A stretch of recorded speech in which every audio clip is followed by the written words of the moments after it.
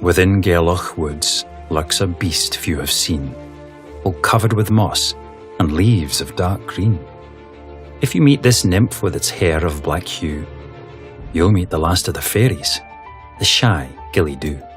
So it was that the lassie Jessie McCrae met the rarest of fairies on one fateful day. When wandering wild around in the trees, Jessie was filled with dread and unease. Lost in the woods, her sobs and cries grew, till the sound of her bawling awoke Gille Dubh.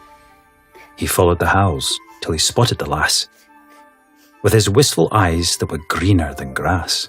"Don't be afraid, come rest in my hollow," proclaimed Gille Dubh, easing her sorrow.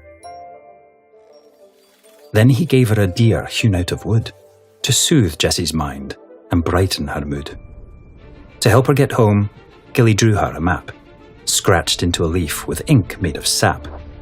And when she returned, her folks felt delight, but scoffed at her tale of the Gille Dubh sprite. Many years passed.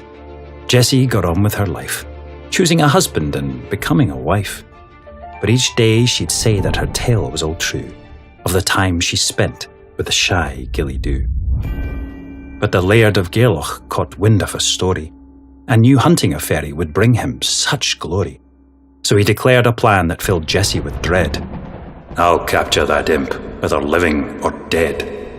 Wrought with great fear and brimming with worry, Jessie resolved to save the last fairy.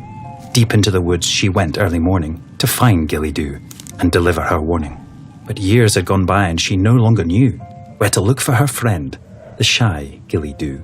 With hope in the wind, she plucked from a tree a leaf into which she scratched, "You must flee." Once home, she kept busy by cooking beef stew, while mulling the fate of her poor Gille Dubh. Had the Laird Gairloch shot her imp dead, and mounted his mantle with a fresh fairy head? Afeared for her friend, Jessie ran back to the leaf, only to find it had gone, to her great disbelief.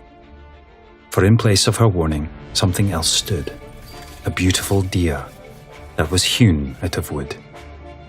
Magic's alive in Gairloch, she thought, and cried tears of joy that her friend was not caught.